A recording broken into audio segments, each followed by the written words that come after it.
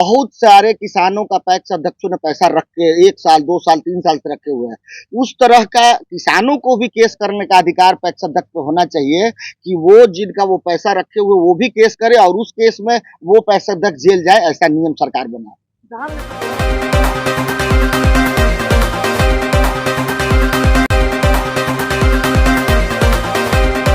विक्रम को धान का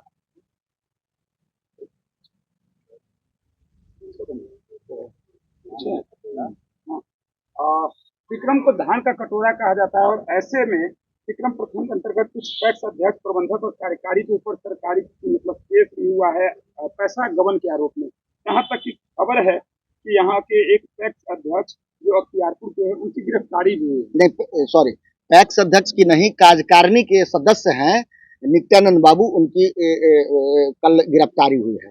अब देख लीजिए, पैक्स के माध्यम से किसानों का धान खरीदने के लिए पैक्स को बड़े पैमाने पे बैंक से ऋण दिया जाता है और कुछ पैक्स अध्यक्ष लोगों ने उस ऋण को अपना निजी संपत्ति समझकर निजी उपयोग में उसका शादी ब्याह मरनी जीनी से लेके जमीन गाड़ी खरीदने में उसको लगा दिया।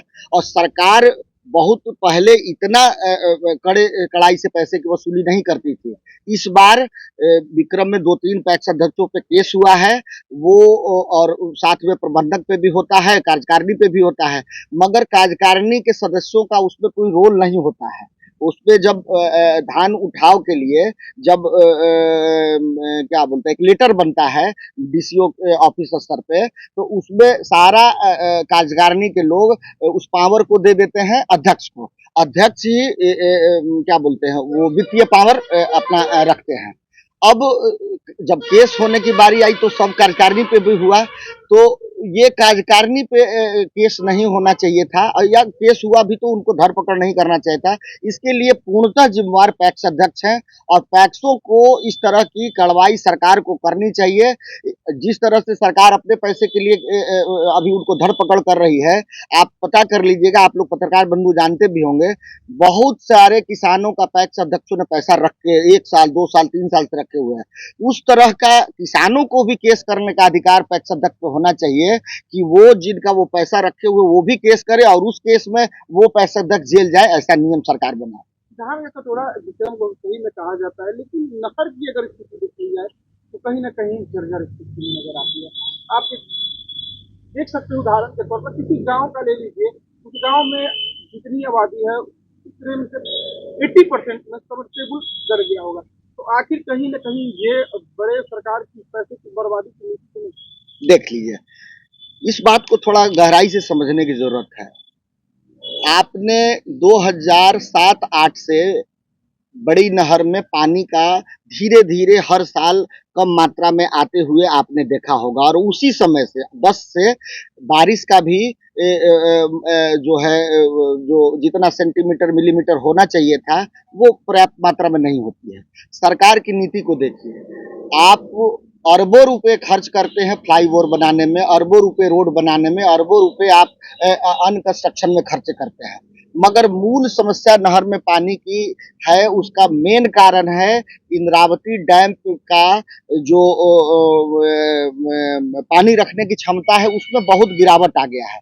30 साल 40 सालों में उसमें बहुत मात्रा में गाद भर जाने की वजह से उसका लोडिंग कैपेसिटी जो है ना, पानी ग्रहण की क्षमता घट गई है। सपोज डेट अगर 100 लीटर पानी जहां पहले जमा होता था अब 30 लीटर ही जमा हो पा रहा है, तो उससे भी पानी देने में उनको असुविधा होती, क्योंकि डैम पे पानी है ही नहीं।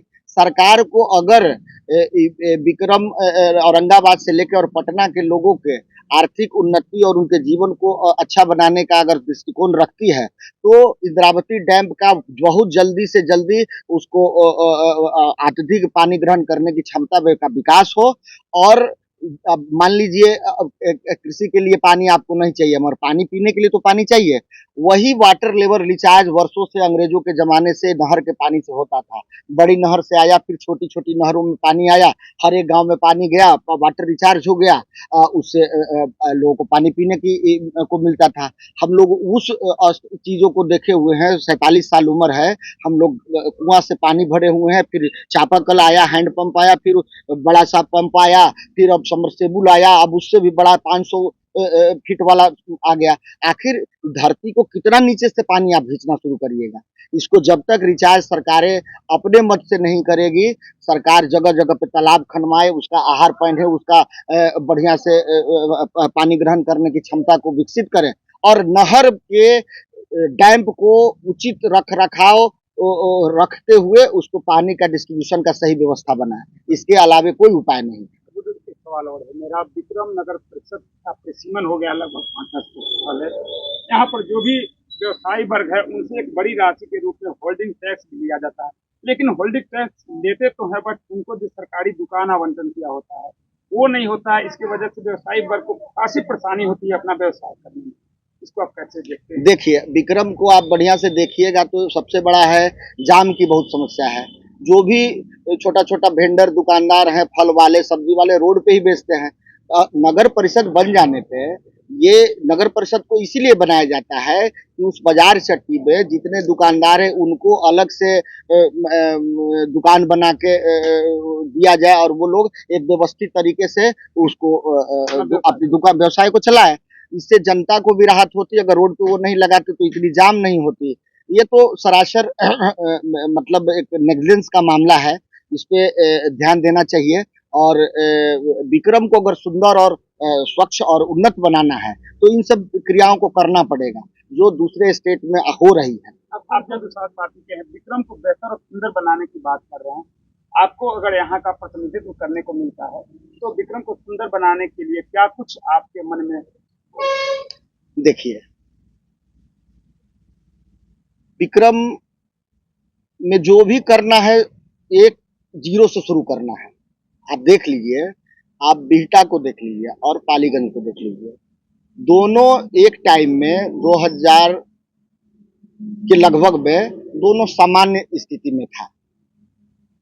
मगर बिहटा का डेवलपमेंट देख लीजिए, क्योंकि सरकार की नीति है बिहटा के प्रति, वहाँ के विधायक, वहाँ के सरकार उसको मिनी क्या बोलते हैं नोएडा घोषित किए हुए है। तो वहाँ औद्योगिक क्षेत्र भी लग रहे हैं, एनआईटी, आईआईटी या बहुत से हीरो के कारखाना, ब्रिटानिया बिस्कुट के कारखाना, एयरपोर्ट का भी हो रहा है। तो एक मल्टीपल वहाँ पैसा आ रहा है गवर्नमेंट के अलग अलग सोर्सेज से और उसका विकास हो रहा है।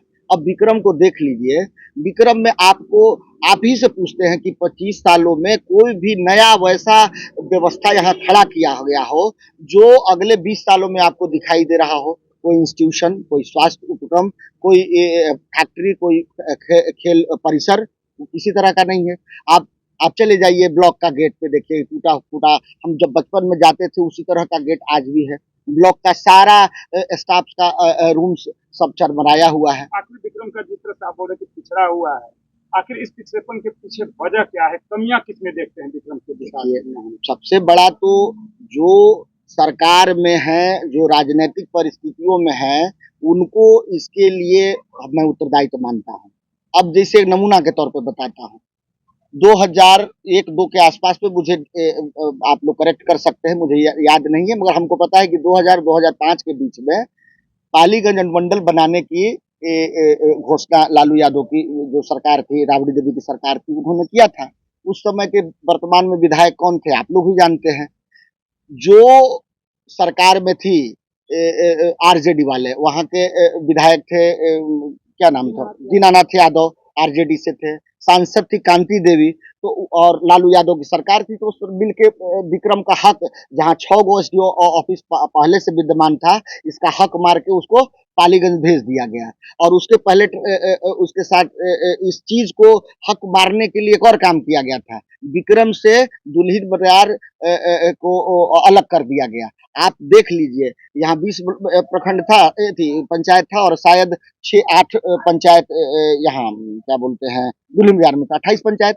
पालीगंज में कितने पंचायत है आज भी? 26-28 होंगे। नौबतपुर में आज भी 24-25 होंगे।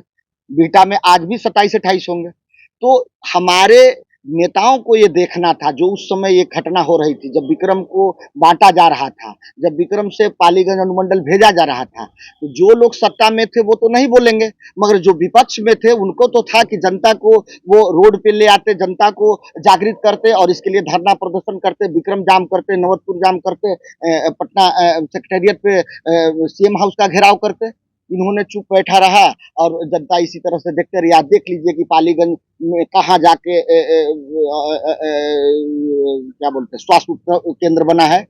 पालीगंज से 10 किलोमीटर आगे अगर कोई खुदा न खाद्य घटना होती है, कोई मर गया, कोई गोली लग गई, किसी तरह की हो गई, तो पोस्टमार्टम कराने वहां जाएगा और फिर लाश जराने गंगा जी जाएगा। अब बताइए 3 त्योहार तो हो गया। हमें आज भी मैं मांग करता हूं आप लोगों के सामने, हमें विक्रम प्रखंड को दानापुर अनुमंडल में जोतने का जोड़ देने का मुहिम मैं चलाऊंगा अगले साल से, क्योंकि आगे आने वाले वक्त में अगर हमारे नेता और हम लोग नहीं चेते तो हम लोग को अरवल वासी होना पड़ेगा। हम लोग विक्रम वासी पटना के वासी नहीं रह पाएंगे, क्योंकि धीरे धीरे अरवल को बड़ा किया जाएगा तो पालीगंज अनुमंडल को उसमें जोड़ दिया जाएगा, हम पालीगंज के पार्ट रहेंगे। तो हम पटना के समीप होते हुए भी जब आज हम हॉस्पिटल के लिए जाना पड़ेगा मुझे नगवा में, और कल मुझे जिला कार्य के लिए जाना पड़ेगा अरवल। लोग जाता है उत्तर, हम जाते हैं दक्षिण। देहात में वो कहावत है, पूरा नहीं बोलेंगे, आप समझते होंगे किस बात के लिए यूज किया जाता है कि दक्षिण के जा है। तो जनता को जगाने वाला नेता होना चाहिए। मैं अपने आप को नेता भी नहीं मानता, मगर मैं हाँ इतनी समझ रखता हूं कि विक्रम के संदर्भ में मैं जब से आया हूं राजनीतिक जीवन में, मैं आवाज उठाता हूं, उठाता रहूंगा, और आगे आने वाले विधानसभा में भी मैं राजनीतिक दलों को नहीं छोड़ूंगा। उनको ये वादा करना पड़ेगा। आज देख लीजिए ना कि अगर गांधी आश्रम की बात आप किसी नेता की मुख से सुने थे, तेजस्वी यादव के मंच से बोलना पड़ गया ना, गांधी आश्रम विक्रम में बड़ा टूटा फूटा स्थिति में है। ट्रामा सेंटर का नाम नहीं लिए थे, आज मुख्यमंत्री को लेना पड़ गया है ना, झूठे लिए ना। ये है कि जनता अब इन सब चीजों को समझ रही है, क्योंकि जो लोकसभा में वोट का रिफ्लेक्शन हुआ है वो से वो लोग समझ गए हैं कि जनता ठीक है लोगों के पीछे नहीं आती है, बहुत देर से आती है, मगर जनता समझती है, वोट के समय इस बातों को ख्याल रखती है। और अगर जो विक्रम को बड़ा करने में, बनाने में, स्वास्थ्य उपकेंद्र बनाने में, अगर ट्रामा सेंटर बनने में दिक्कत है, मुझे कोई जरूरत नहीं है ट्रामा सेंटर बनाने की। मुझे 1 लाख की आबादी पे, 1.5 लाख की आबादी है विक्रम की, 1 लाख की आबादी पे पूरे भारत भर में एक प्राथमिक स्वास्थ्य केंद्र, अब नवतपुर में है ना, क्या बोलते हैं उसको, आप क्या सोचते हैं? रेफरल अस्पताल है। पालीगंज में क्या है? रेफरल अस्पताल है। क्या मेरे यहाँ नहीं होना चाहिए था? हरियाणा में तो बन तो रहा है भैया, बन रहा है, विक्रम में चाहिए था ना। मुझे विक्रम में चाहिए, मुझे प्रखंड पे चाहिए, लोग विक्रम में आ पाए ना। आपका परिचय। मेरा नाम कुमार गुड्डू, मेरा घर गोलखड़ी है। जैसे आप देख रहे होंगे कि दिन पर दिन जो है कहीं ना कहीं एक्सीडेंट की घटना बढ़ती जा रही होगी। 39 को लेकर क्या करना है, 139 को लेकर क्या? देखिए बढ़ती जा रही है, मतलब पीक आवर के दिनों में जब बालू चलती है तो एवरेज प्रतिदिन यहाँ 3-4 लोग की, मैं कहता हूँ एक तरह से नेग्लिजेंस के वजह से हत्या माना जाएगा, क्योंकि रोड सुरक्षा के मानक के हिसाब से एनएच का जो पैमाना है वो आप गूगल टाइप कर लीजिएगा, एक कितना चौड़ा उसका कालीकरण वाला रोड होना चाहिए, वो आपका नहीं है, मगर एनएच में तब्दील कर दिया गया। भारी इस पे दबाव है बालू की गाड़ियों का, और छत्तीसगढ़ और मध्य प्रदेश और गुजरात से जोड़ने वाले मेन रोड है ये। तो इस पे जितना जल्द से जल्द जो भी लोग सदन में हैं वो लोग इसकी आवाज उठाएं। मैं मीसा भारती से मांग करता हूं कि इसके लिए सदैव सदन में वो आवाज उठाते रहें।